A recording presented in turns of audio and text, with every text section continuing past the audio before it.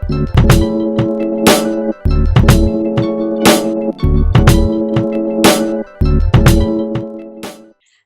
I am Vanelle, proud Gen Xer, Queen of the Universe. And I'm Ryen, Gen X Millennial. I don't even know what to call myself anymore. Cusper. You know what? That's what I'm going to say. Proud Cusper. My name's Darius. I'm a 1994 millennial. And Tommy, 1988 millennial. So this is a very special episode on Juneteenth. What is Juneteenth? And according to history.com, Juneteenth marks the day when federal troops arrived in Galveston, Texas in 1865 to take control of the state and ensure that all enslaved people be freed. The troops' arrival came a full 2.5 years after the signing of the Emancipation Proclamation. Juneteenth honors the end of slavery in the United States and is considered the longest running African-American holiday. And that's interesting because I'm just going to show some vulnerability here because I don't remember Juneteenth when I was a kid. I didn't celebrate it, and I didn't really learn about it until Donald Glover had an episode on Atlanta about Juneteenth. So, what is your story? So I'll jump in and say I grew up with Juneteenth. I'm from Oakland, California, from the Bay Area. And so every year we did have it was a parade, it was a festival, it was everything. So we grew up mostly knowing what Juneteenth was. Some of what the confusion was for some people was they thought that date was actually the day that the slaves were freed, when in fact they had been freed 2.5 years prior. So, that was a little bit of the confusion growing up and understanding, exactly what it was, but we grew up with it. For me, probably became aware of it maybe, I want to say maybe it was as late as high school. So it was something maybe before then I was aware of it, but it just was something where it was like, okay, today's Juneteenth. It was more like you would recognize the holiday, but there wasn't a celebration. And keep in mind, I live out in a rural conservative area in central Maryland. So I think that's probably a huge reason for it, just culturally. It just wasn't something that people paid any attention to around here. I think college was the first time when, I was actually around other people who, grew up in the city and in, more of the metro area. For me, it was something really, I would say Atlanta was the first time that I saw someone seriously get mentioned on my social media. Before that, it was just like a select group of people who either were like history buffs, or, they, I guess, grew up, knowing that. But yeah, for me, it wasn't a big thing. Now, no, I grew up in Philly, so that's an urban area. I mean, granted, my birthday and my dad's birthday is around this time period of June, so maybe we were just so focused on ourselves. I don't know. Who knows? What about you, Tommy? I'm embarrassed to admit I didn't hear about it until it was on the Blackish episode a few years ago. Okay.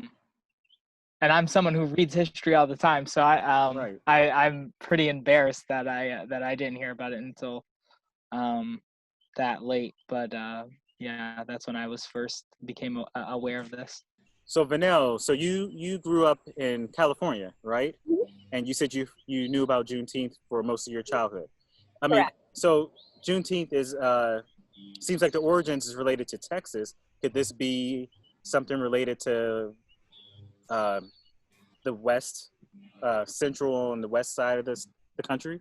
So I think maybe how the celebration, this is just my theory, how the celebration of Juneteenth might have migrated to the West Coast was because a lot of people, as you know, they fled the South, whether it was Texas, Mississippi, Alabama, all those places, they fled to the West Coast to escape that life. And then also you had interracial couples that could not get married in southern states that fled to the West Coast as well. So that may have brought it to our side, but also just where I grew up, I mean, it truly is such a melting pot of culture, and all culture is celebrated. The little town that I grew up in, Hercules, every year we had a culture fair. Everybody came, had tents, different foods, everything, dance. Like, it just is so celebrated where I come from. So moving from there to North Carolina was a culture shock for me, because everything was very black and white. People didn't know what interracial, biracial looked like. And nobody knew Juneteenth here. And I used to always say, they don't do a Juneteenth parade. They don't. And no, I got dumb looks at me when I would ask, which I felt kind of cheated my children out of an experience that I think was important for them to know about their history, their ancestry, and to draw pride from. So why now? Why is Juneteenth finally getting the attention that I believe it deserves? I think, number one, we're just with everything that's happening in our social climate right now.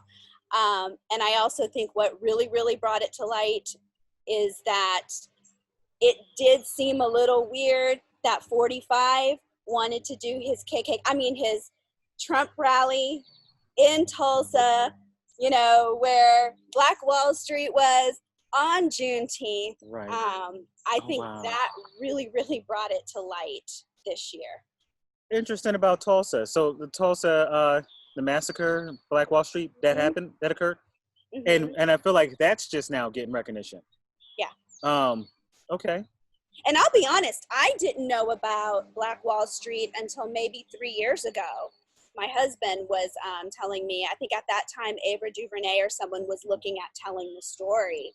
And we were listening to a podcast that was talking about it. And there's a young lady I'm connected with on LinkedIn who actually has written a book about it. So I've only known about Black Wall Street for 3 years. And I've been wanting to tell a story about Black Wall Street for years.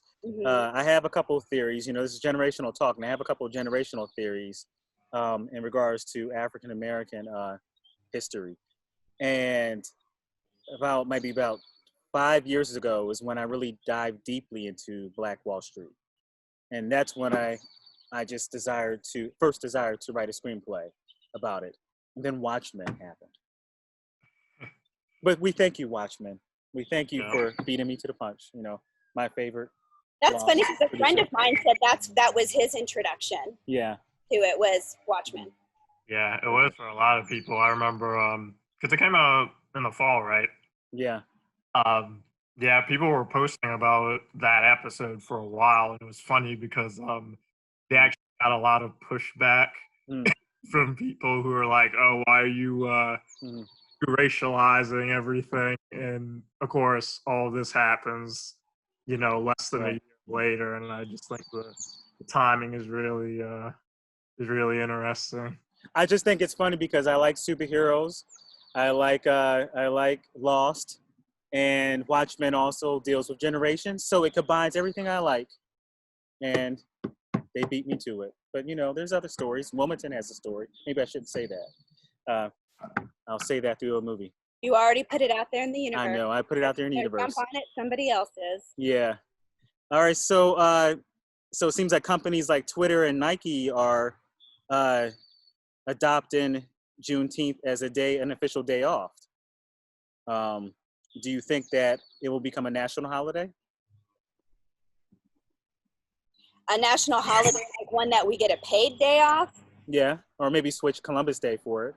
That would be great. I would even like if like our company would do something like, because they give us that day off for 4th of July, giving us the option of switching it out. If I don't want to celebrate 4th of July, then can I celebrate Juneteenth instead and take that day? Those are fighting words. Fighting words. All right. How are you guys? Do you guys plan to do anything special for Juneteenth? I mean, I know there's a lot of efforts to, tomorrow, like, pretty much, you look anywhere online and, a group is saying, oh, hey, support, this Black business, come out and get some food or, buy some books. There's a lot of things that people are doing tomorrow. I'll probably do one of those or both of those. and just generally talk about it tomorrow, and get, people's input, I guess. They think about really the conversation we're having here. I hope that, I would say, in the span of probably next year or the year after, I would be surprised if it didn't become like a national holiday, to be honest with you. For me, I'm taking tomorrow off, and I don't usually take days off, but I'm probably going to watch a few documentaries, including the African Americans, Many Rivers to Cross, with Henry Louis Gates Jr. That, or probably the Ken Burns jazz documentary. So one of them I'm going to definitely watch tomorrow. Well, I've been telling everybody that who grills out to grill in the front yard and let all your neighbors see, so they can ask questions and you can educate them. But we'll probably be doing the same, watching documentaries. It depends how the day goes, because I'm also working on an art project. I may go check out what's happening at Freedom Park, but that depends how far along I get on it. Do you think that Juneteenth will become a holiday that's celebrated by those outside the Black community? I mean, I don't see why not. It's strange. There are a lot of people who, I mentioned him before, Kermit Roosevelt, he's the great grandson of Teddy Roosevelt. And he's talked about before how, in his opinion, the United States wasn't even really like a full democracy, and in a lot of ways it, even wasn't after that. But we weren't even close really until, Black Americans, were freed until, 1865. So I don't know. That's just an interesting thought to me. I think there's a way to sort of present it where I think everybody can sort of find reason to celebrate, because obviously it affects everybody in the United States, I think. Yeah, I was thinking the same thing. I was thinking that I think anybody should be wanting to celebrate the end of slavery, in the country, and actually, being the start of everybody, at least ostensibly, supposed to be having, freedom and liberty. Even if that wasn't the reality, still after that, at least we outlawed slavery. But one of the things I was wondering is if I do think that I think it would be a good idea to have a day that celebrates the end of slavery, but it seems like Juneteenth is so built into the culture now, as that date that gets celebrated for that. But I don't know, I guess I was thinking like just if it would make more sense if it was the day that the 13th Amendment finally got ratified, because the Emancipation Proclamation had only freed the slaves that were in the Confederate States, and not the slaves in the states that had remained. And so even when, they came in to free the slaves in Texas, there may have still been, some slaves in the North at that time. But then, by the time it gets ratified at the end of 1935, at the end of 1865, then, it's official that slavery is no longer, legal in the United States. Vanelle? I knew you could tell I was wanting to get in there. The hopeful me says, I would love to see this country fully embrace Juneteenth, and use it as a holiday to heal. But I'm going to be honest with you, we can't really truly celebrate freedom because slavery never ended. If you really read the 13th Amendment, it did not end. It's just changed the wording a little bit, so there's a loophole, but our prisons are filled with slaves. So I don't know if we can fully celebrate Juneteenth until slavery truly, truly does end in this country. Well, dang, Vanelle, I'm about to have closing statements, and she gives us a to be continued.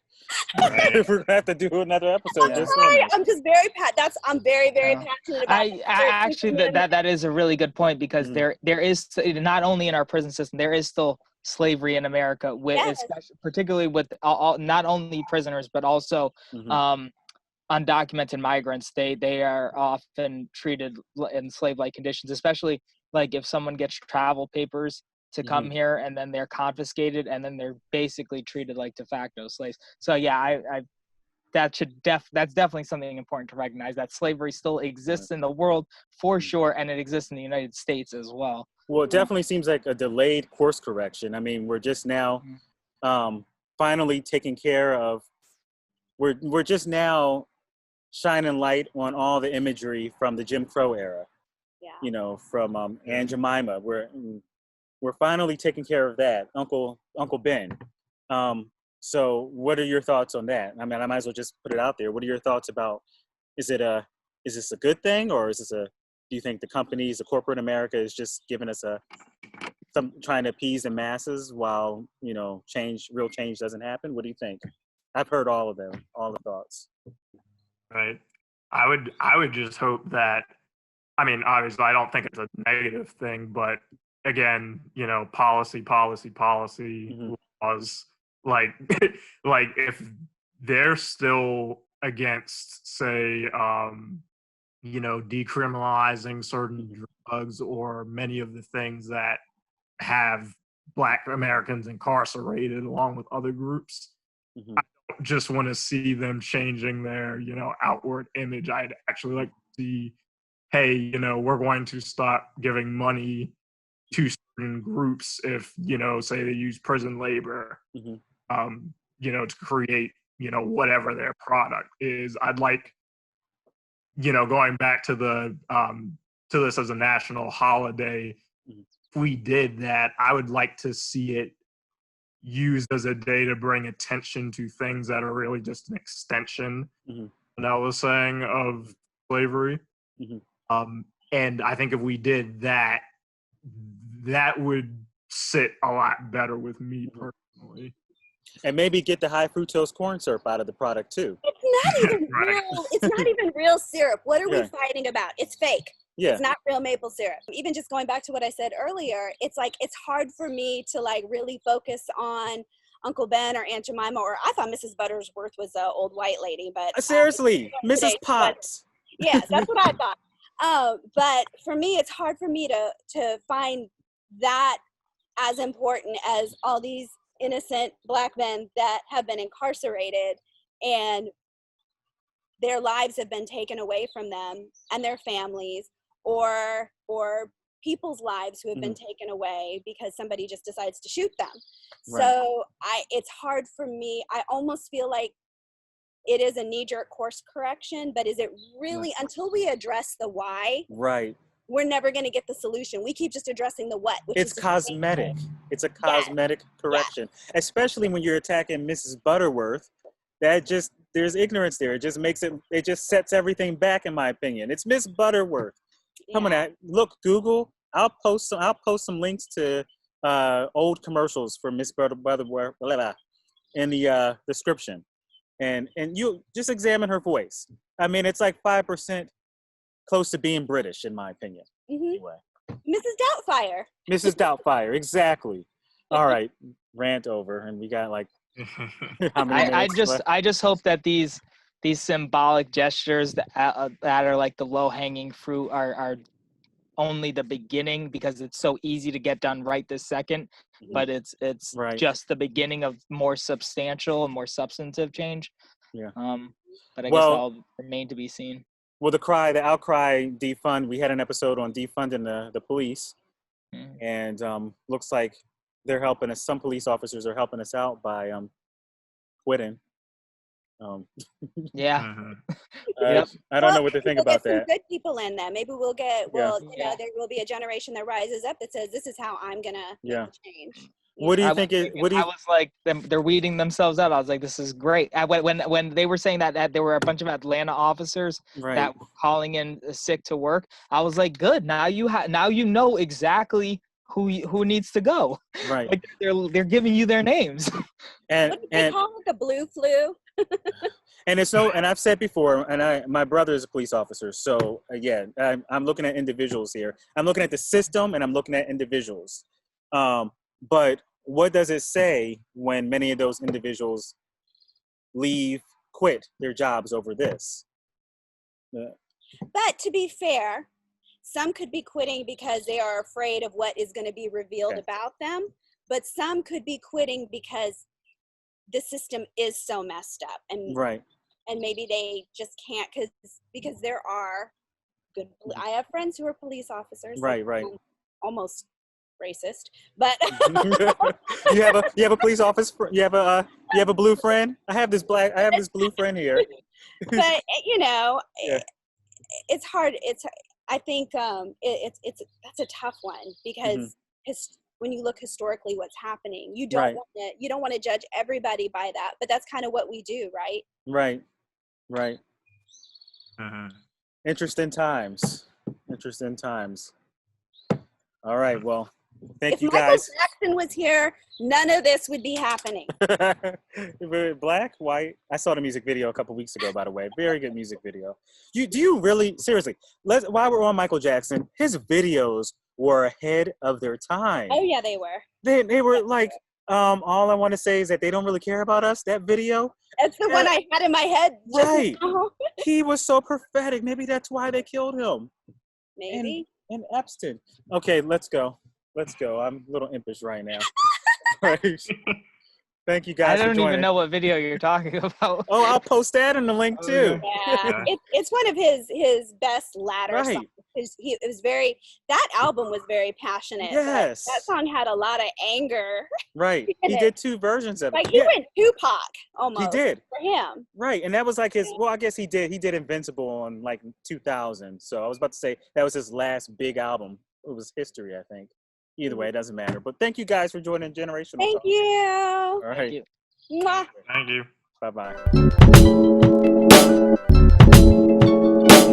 Bye-bye.